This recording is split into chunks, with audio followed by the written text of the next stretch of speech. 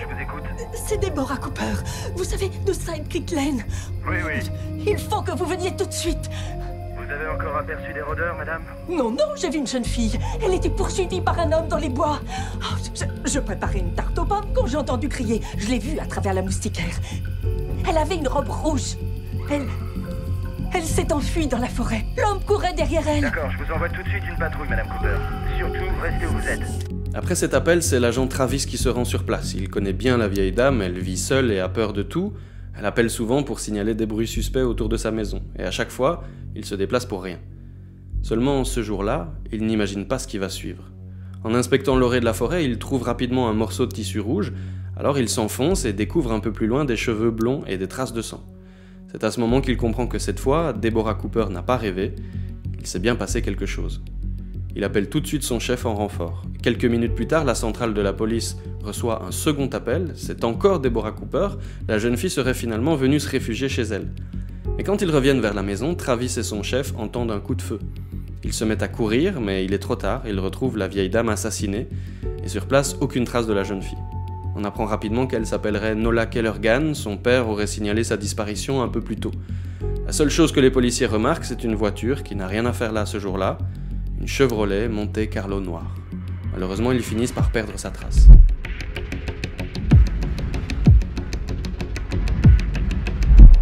De l'autre côté de la ville, un homme attend dans la chambre 8 du Seaside Motel. C'est Harry Kéber, un écrivain célèbre, habitant de la ville d'Aurora.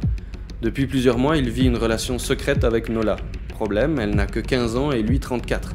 Lassés de devoir se cacher, ils ont décidé de partir ensemble, très loin, et se sont donné rendez-vous dans la chambre 8 pour le départ. Harry attendra toute la nuit. Nola ne viendra jamais. C'est le début d'une affaire de disparition qui va secouer la ville d'Aurora et qui ne connaîtra un rebondissement que 30 ans plus tard, le 12 juin 2008. Ce jour-là, des jardiniers font des travaux chez Harry Kéber, devenu un vieil homme solitaire, et en creusant, ils découvrent ce qui ressemble à des ossements humains, qui sont rapidement identifiés par la police comme étant ceux de Nola Kellergan. On trouve aussi deux objets. Le premier, un manuscrit original du best-seller de Harry Kéber que lui seul pouvait posséder. Le deuxième, un mot qui dit « Adieu Nola chérie ». Harry Kéber est immédiatement arrêté, on est aux États-Unis et pour ces faits, il encourt la peine de mort. Ce que vous venez d'entendre, c'est le début du roman La vérité sur l'affaire Harry Kéber, écrit par Joël Dicker. En 2012, il était encore inconnu et pourtant, avec ce livre, il a conquis plus de 5 millions de lecteurs et est devenu un des auteurs francophones les plus lus. Alors ce qu'on va voir aujourd'hui, c'est comment il a fait.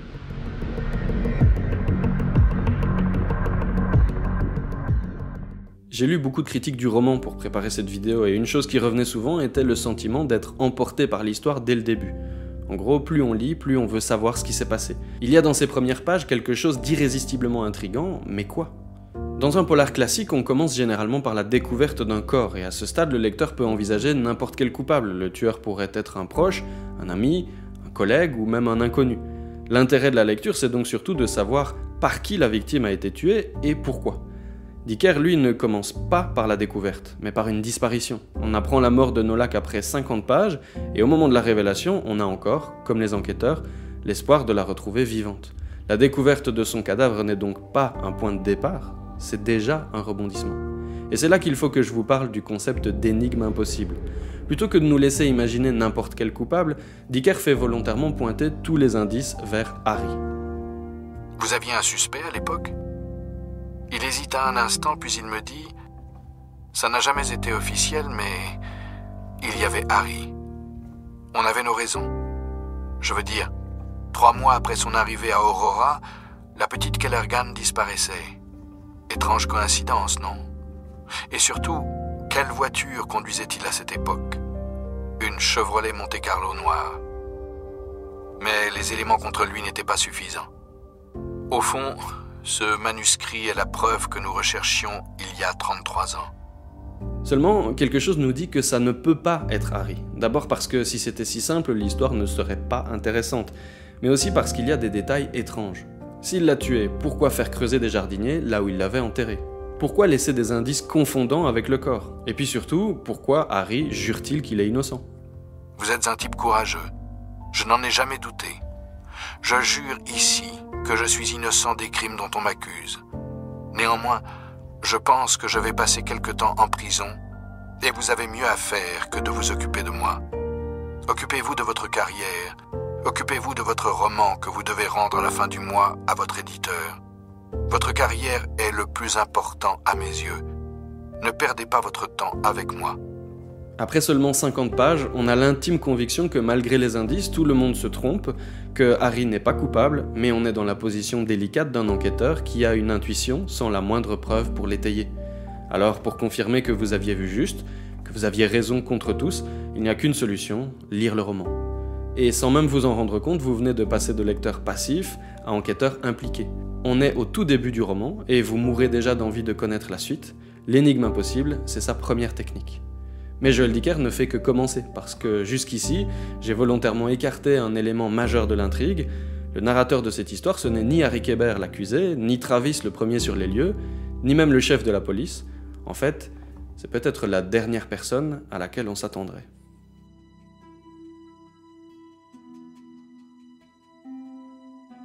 Marcus Goldman est un ami intime de Harry Kéber, en fait il le considère comme son mentor.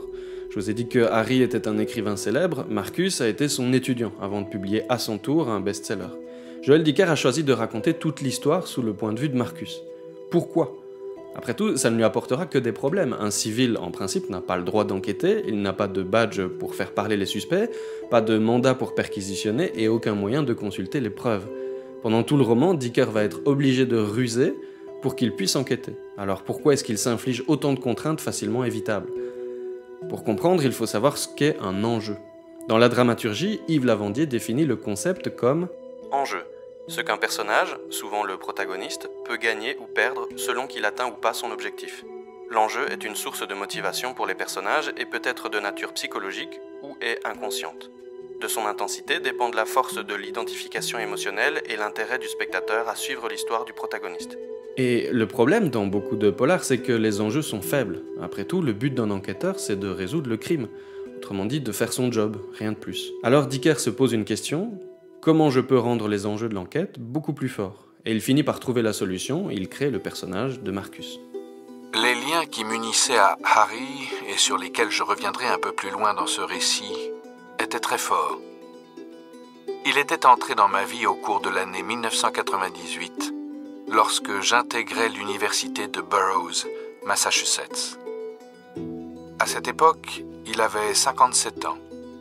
Il y avait alors une quinzaine d'années qu'il faisait les beaux jours du département de littérature de cette modeste université de campagne, à l'atmosphère paisible et peuplée d'étudiants sympathiques et polis. Tout d'un coup, à cause de cette relation, les enjeux ne sont plus de résoudre une enquête, mais de sauver un ami très cher d'une condamnation injuste. Il faut que j'y aille. Que tu ailles où ? Dans le New Hampshire. Je dois aller défendre Harry. Une condamnation injuste ? En fait, on n'en sait rien. Peut-être que Harry est vraiment coupable. Seulement, si à ce stade on avait l'intuition qu'il n'avait rien fait, maintenant on en est convaincu. Et ce n'est pas du tout un hasard. Dicker sait parfaitement ce qu'il fait. S'il a choisi de nous raconter l'histoire à travers les yeux de quelqu'un qui a un lien affectif avec l'accusé, c'est pour nous mettre dans la peau d'un personnage qui a les mêmes convictions que nous sur l'innocence de Harry, et qui va donc mécaniquement vouloir le défendre. Tout ce qu'on apprendra sur l'affaire passera forcément par une lentille déformante, tout indice incriminant sera remis en question, et toute incohérence sera brandie comme la preuve que l'accusation ne tient pas debout. La narration devient subjective. C'est pas possible. Pourquoi il leur aurait demandé de creuser pile là où il aurait soi-disant enterré le corps ? Ça n'a pas de sens. Et là où je trouve ça génial, c'est que ce simple choix de point de vue n'a pas pour seule conséquence de renforcer nos intuitions, il crée aussi de l'attachement. Harry finit par nous apparaître comme un innocent injustement accusé, et Marcus comme un ami loyal, prêt à tous les sacrifices pour le sauver. Pourquoi j'étais là ? Parce que c'était Harry, et qu'il était probablement mon meilleur ami.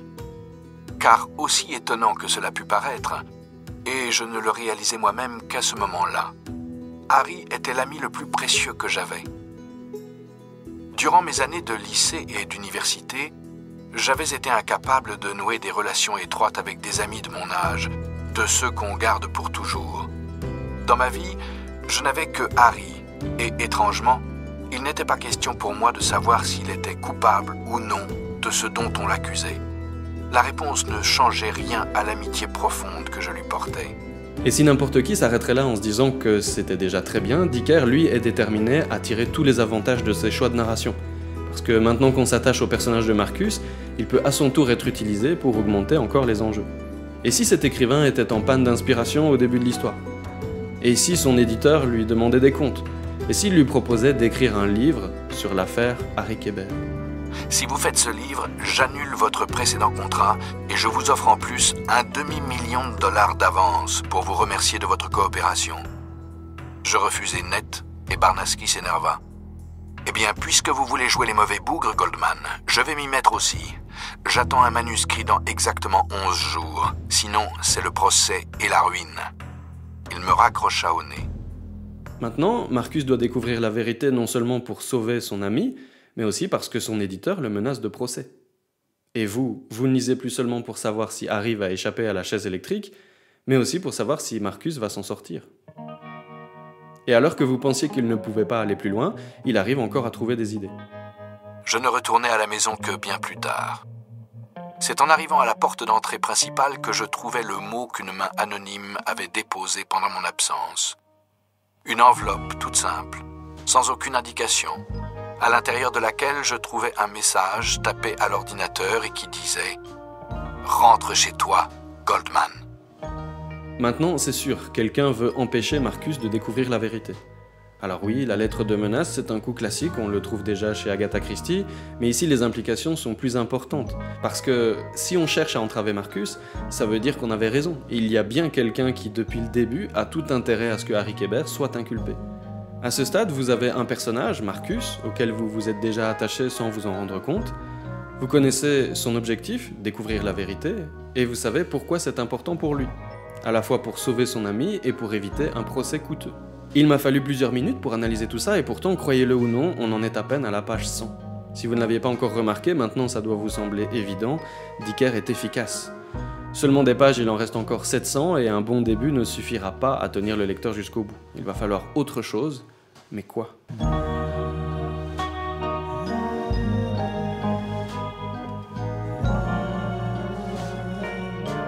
C'est le moment de vous présenter un protagoniste important de cette histoire, l'éditeur de Joël Dicker, Bernard de Fallois. Et ça a commencé très mal parce qu'on s'entendait pas du tout.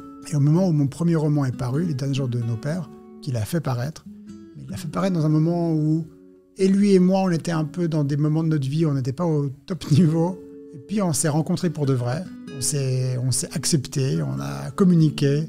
Et c'est devenu un ami, un maître, c'était un homme incroyable. Sérieusement, j'ai l'impression de le dire dans chaque vidéo, mais il n'y a que moi qui vois ici d'étranges similitudes. Un jeune auteur qui marche dans les pas d'un homme plus âgé qu'il considère comme un mentor. Joël Dicker adore son éditeur et le respecte, à tel point qu'en 2020, il publiera L'énigme de la chambre 622, qui est un hommage assumé à Bernard de Fallois. Son éditeur, c'est aussi celui qui a cru en lui avant tout le monde, parce que le succès n'a pas toujours été au rendez-vous. Et donc en faculté de droit, première année, j'écris un premier roman. En me disant, je veux absolument qu'il paraisse, parce que je veux absolument avoir un livre qui paraît, parce que ça validera ce travail-là. Et j'envoie le roman à tous les éditeurs possibles et imaginables. Et je reçois les lettres de tous les éditeurs possibles et imaginables qui me disent « Non, merci beaucoup, ça ne nous intéresse pas ». Deuxième année de fac de droit, j'écris un deuxième roman que j'envoie à tous les éditeurs possibles et imaginables, qui me répondent tous « Non, merci, ça ne nous intéresse pas ». Troisième année de fac de droit, j'écris un troisième roman que j'envoie à tous les éditeurs possibles et imaginables, qui me répondent tous « Non, merci, ça ne nous intéresse pas ». Et puis un jour, Dicker présente à de Fallois un nouveau manuscrit, celui de la vérité sur l'affaire Harry Kéber. Est-ce que c'est son expérience d'éditeur ou une sorte de sixième sens qui lui permet de flairer son potentiel ? Impossible à dire, mais il sent tout de suite que ce roman-là est différent de tous les autres. Il lui prédit un succès énorme. Et il a fait paraître Harry Kéber, c'est lui qui m'a convaincu de faire paraître ce livre, parce que Harry Kéber, je misais pas du tout sur le succès de ce livre. Personne ne va lire ce gros bouquin. C'est un roman de 600 pages qui se passe aux États-Unis, c'est un peu polar. C'était pas du tout dans le trend. Hein. Et Bernard me dit si, il faut le faire. Et mon premier roman, Harry Kéber, c'est mon deuxième roman. Bernard a fait apparaître mon premier roman, Les Derniers jours de nos pères, qu'on avait vendu à 300 exemplaires, dont ma grand-mère avait dû en acheter 290, que tu as lu. Oui. Merci. Et donc je disais, mais Bernard, vous parlez de succès, mais on a fait paraître un livre qui n'a pas marché, pourquoi ce gros livre marchera ça ? Et il a insisté. Il a été vraiment l'artisan du succès de Harry Kéber. Bernard de Fallois, qui dirige une petite maison d'édition, a tout misé sur ce livre. Il a risqué sa réputation. Il a utilisé toutes ses relations pour lui donner la visibilité qu'il méritait. Et ça a payé. La première année, il s'écoule à 500 000 exemplaires, ce qui est absolument gigantesque. Il gagne aussi beaucoup de prix, notamment celui de l'Académie française et le Goncourt des lycéens. Cette année-là, il rafle tout. Et si pratiquement personne ne connaît Joël Dicker, c'est en train de changer. On assiste à l'ascension de celui qui deviendra une des figures du roman populaire français jusqu'à aujourd'hui. Et la question qu'on peut se poser, c'est comment Bernard de Fallois a-t-il pu anticiper un tel succès? Qu'est-ce qu'il a vu à l'époque qui l'a rendu aussi sûr de lui? La réponse, on la trouve peut-être chez les lecteurs. Prenez par exemple cet avis. Magique! Tous les ingrédients pour plonger le lecteur dans un état second où toutes les contingences de la vie quotidienne, lever aux aurores, approvisionnement de denrées comestibles, activités justifiant un salaire ou besoins physiologiques de base, s'effacent devant l'urgence de tourner quelques pages de plus. Cette personne avoue, avec humour mais tout de même, que le besoin de continuer à lire est plus fort que tout, plus fort que la fatigue et la faim. Ce que De Fallois a senti, c'est le page-turner, ce type de roman qu'on lit sans pouvoir s'arrêter, parfois même d'une traite. Il a compris avant tout le monde que son protégé avait réussi. Mais qu'est-ce que Joël Dicker a fait dans ce roman qu'il n'avait pas réussi à faire dans les précédents? Ou, dit autrement, c'est quoi le secret d'un page-turner?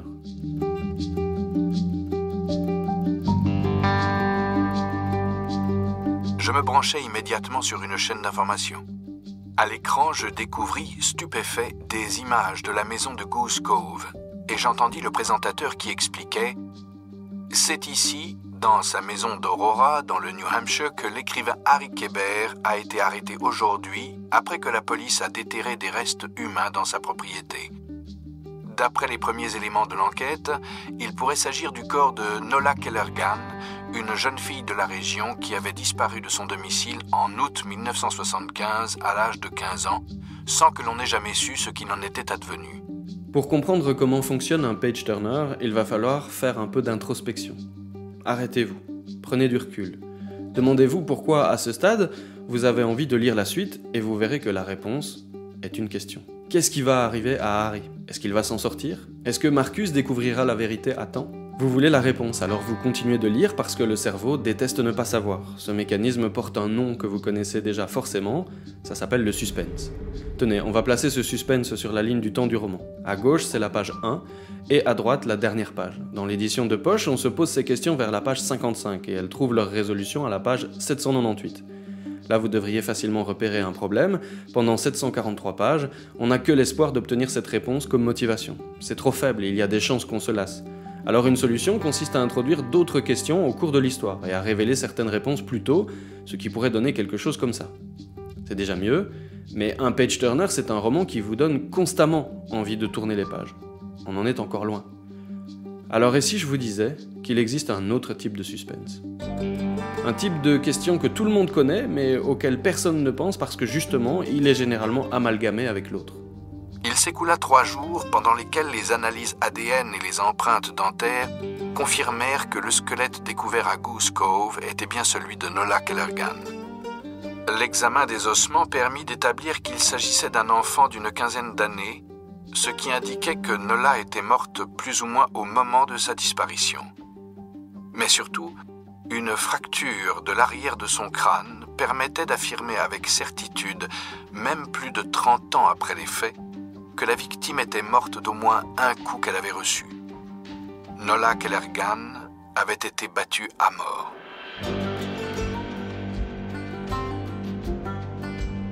Qui a tué Nola? Depuis le début, vous vous posez cette question. Pourtant, vous l'avez peut-être remarqué, le mécanisme n'est pas le même que tout à l'heure. Pour le suspense, tout reposait sur une issue incertaine. Harry sera condamné ou non. Marcus découvrira peut-être la vérité ou peut-être pas. Ce qui nous donnera la réponse, c'est le temps. Alors qu'ici, l'événement s'est déjà produit. Nola est déjà morte. Ce qu'on ne sait pas, c'est ce que l'auteur choisit, pour le moment, de ne pas nous révéler. Ce deuxième mécanisme, il s'appelle le mystère. Si la différence entre les mécanismes du suspense et du mystère n'est pas claire pour vous, je vais vous présenter un exemple qui devrait être parlant. Page 102, on l'a vu, Marcus reçoit une lettre de menace anonyme. La question, est-ce que la personne va mettre ses menaces à exécution, c'est du suspense. On ne sait pas ce qui va se passer.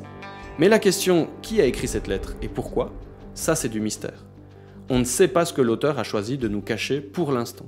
Et l'avantage du mystère, c'est qu'on peut généralement l'utiliser plus facilement que le suspense. Mais le mieux, évidemment, c'est encore de combiner les deux. Et si vous y arrivez, vous êtes en bonne voie pour écrire un page-turner. Joël Dicker, dans ce roman, les manie à la perfection. Si jusqu'ici vous croyez que la vérité sur l'affaire Harry Kéber était un polar anodin qui avait juste eu un gros coup de chance, je m'apprête à vous faire changer d'avis. Dans un roman classique, voilà à quoi peuvent ressembler les différentes techniques. Un peu de suspense au début pour vous donner envie, on ajoute du mystère si possible, et puis si on est inspiré, on place aussi 1 ou 2 rebondissements. Ça, c'est l'empreinte de beaucoup de romans.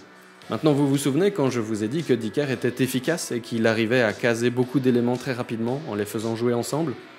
Je vais vous montrer ce qui m'a poussé à écrire cette vidéo, ce que depuis le début, je veux que vous voyiez. Voilà à quoi ressemble l'empreinte de la vérité sur l'affaire Harry Kéber.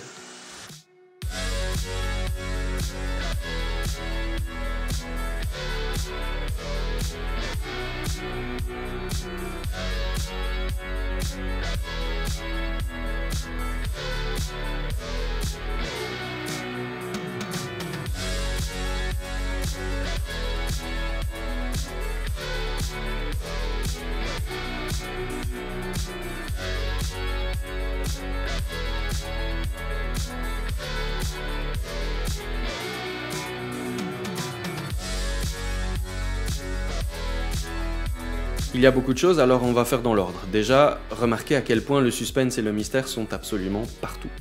Et ça veut dire qu'à tout moment, vous avez toujours au moins une raison qui vous pousse à lire, parfois jusqu'à 15 en même temps. Mais vous promettre des réponses pour la fin, on l'a vu, ce n'est pas suffisant. Alors il faut aussi répondre à certaines questions. Par exemple, page 719, une dispute éclate entre Harry et un mystérieux vieillard. Marcus arrive sur les lieux. La dispute? Tonaga Wood, quelle dispute? Qu'est-ce que c'est que cette histoire de dispute à présent? Votre copain, il s'est disputé avec un type. Un petit vieillard, arrivé en voiture, est venu spécialement lui faire une scène. C'était animé. Il y a eu des cris et tout ça. Je m'apprêtais à intervenir, mais le vieillard est finalement remonté en voiture et il est parti. C'est à ce moment que votre copain a décidé de partir lui aussi. On se demande qui est ce vieillard avec qui Harry s'est disputé. Et seulement 6 pages plus loin... À cet instant, son téléphone sonna. Il répondit. C'était le quartier général de la police d'État qui le rappelait. Ils ont retrouvé le nom du type du motel, me souffla-t-il tout en écoutant ce que l'opérateur lui annonçait. Il eut alors un drôle d'air, puis il écarta le combiné de son oreille et il me dit « C'était David Kellergan ». Ces réponses rapides, elles nous apportent une satisfaction immédiate, qui ne fait que renforcer notre envie d'avoir les autres réponses. Mais Dicker ne va pas nous donner toutes les réponses, non, il va même faire pire. Parfois, quand il répond à un mystère, il le fait en relançant une autre question. Par exemple, page 150, on apprend que le personnage de Tamara Quinn aurait une preuve irréfutable que Harry fréquentait Nola. La mère Quinn? Oui, c'est l'ancienne propriétaire du Clarks. Elle raconte à qui veut l'entendre qu'elle savait depuis toujours que Harry avait des vues sur Nola. Elle dit qu'elle avait une preuve irréfutable à l'époque. Quelle est cette preuve irréfutable? Il faudra attendre plus de 150 pages pour avoir la réponse. Elle avait découvert un feuillet où Harry avoue aimer Nola. Seulement, à peine la solution donnée... Comment ça? Disparu. Je le gardais dans le coffre du Clarks. J'étais la seule y avoir accès. Et puis un jour du tout début du mois d'août 1975, ce feuillet a mystérieusement disparu. Plus de feuillet. Plus de preuves contre Harry. Qui l'aurait pris? Aucune idée. Ça reste un vrai mystère. Et puis, il y a un dernier élément représenté par des points. Ce sont les rebondissements. Disséminés régulièrement au cours de l'intrigue, ils servent à relancer l'intérêt. Par exemple, page 468, on apprend que l'expertise graphologique prouve que Harry n'a pas écrit le mot retrouvé sur Nola. Page 623, le chef de la police est retrouvé mort. Page 711, Marcus découvre qu'il a fait une grave erreur dans son enquête. Et si des rebondissements n'ont rien de particulièrement innovant dans un polar, ici, ce qui frappe, c'est la précision métronomique avec laquelle ils sont distribués. On dirait presque une partition de musique. Tous ces éléments, il ne suffit pas de les jeter sur la page pour qu'ils fonctionnent automatiquement. Ça demande du temps, du travail, et qu'on le veuille ou non, de la maîtrise, pour les combiner dans une intrigue qui reste cohérente. Alors voilà ce qu'avait vu Bernard de Fallois. Pour écrire cette vidéo, j'ai dû relire le roman 3 fois, en prenant des notes, en triant, en classant. J'ai un fichier Excel qui reprend les dizaines de suspens et de mystères que j'ai détectés, une ligne du temps où figure chaque événement et chaque rebondissement, page de début, page de fin, relance. On peut se demander ce qui m'a pris de m'infliger tout ce travail, et la réponse c'est que malgré toutes les critiques parfois légitimes qu'il a pu essuyer, j'avais intuitivement repéré dans ce roman une mécanique plutôt habile. Plus habile que dans beaucoup de romans du même genre, alors j'ai voulu donner à cette mécanique une autre dimension pour la rendre enfin visible. Merci d'avoir regardé cette vidéo, dites-moi en commentaire qui vous voulez que j'analyse dans la prochaine, et surtout abonnez-vous pour ne pas la manquer quand elle sortira. Et si écrire votre propre roman ça vous intéresse, je vous ai mis quelques ressources gratuites dans la description. Salut!